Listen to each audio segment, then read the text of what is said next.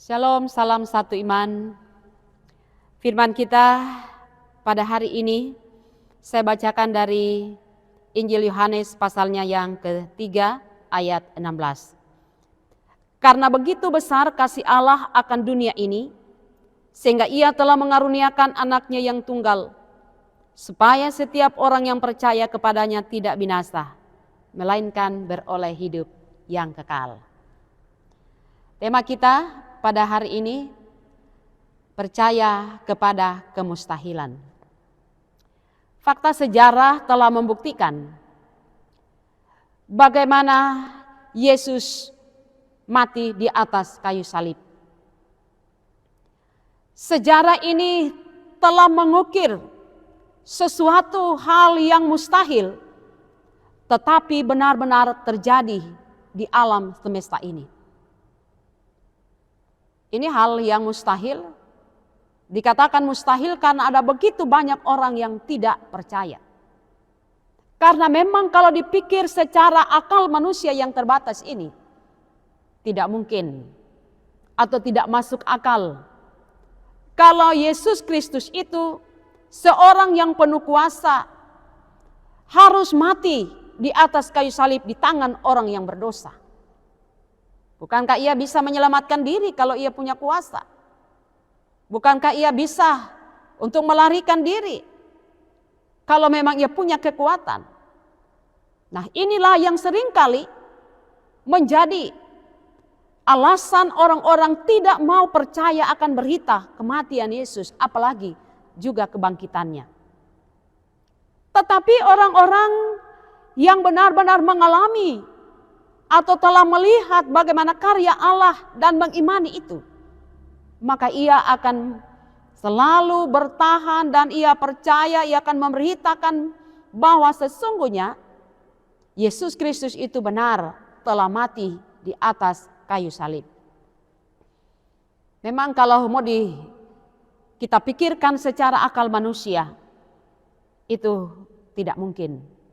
Karena itu banyak orang yang terus menyampaikan atau selalu mau mengatakan mereka tidak percaya dengan apa yang diberitakan oleh Injil tentang kematian Kristus. Saudara-saudara, seorang ahli fisika yang bernama Pascal, ia juga mencoba untuk merumuskan dengan teori-teori yang ada. Ia ingin memahami bagaimana pekerjaan Allah yang begitu besar yang Ia nyatakan di dalam Yesus Kristus. Tetapi ia tidak menemukan jawabannya. Semuanya tidak masuk akal. Karena itu ia berkata, "Aku percaya karena mustahil." Ini adalah perkataan dari Pascal. Nah, kemustahilan itu memang hanya bisa dikerjakan di dalam diri Yesus Kristus. Mengapa sampai itu dikatakan adalah sesuatu hal yang mustahil? Karena memang dengan mau menyelamatkan manusia hanyalah melalui jalan satu-satunya, yaitu dengan kematian Yesus Kristus. Bacaan kita sangat tegas. Ini adalah nats yang begitu populer. Sangat menjelaskan bagaimana kuasa kasih Allah di dalam kehidupan manusia. Jadi karena begitu besar. Jadi karena kasih Allah lah sehingga Yesus Kristus itu mati. Karena Ia mau menebus kita. Karena Ia mau menjamin kehidupan kita. Lalu kalau kita bertanya, emangnya tidak ada cara lain untuk menyelamatkan manusia? Tidak ada. Tidak ada cara lain untuk menyelamatkan manusia di dunia ini. Hanya melalui Yesus Kristus.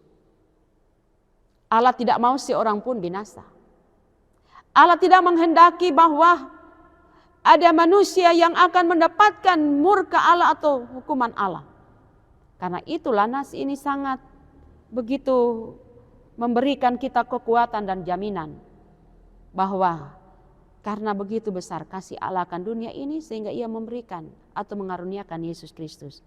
Supaya ketika kita percaya, maka tentunya hidup kekal menjadi jaminan kita. Jadi Yesus tidak meminta untuk kita mengerti tentang pekerjaan-pekerjaan Allah di dalam Yesus Kristus, di mana ia harus mati, tidak.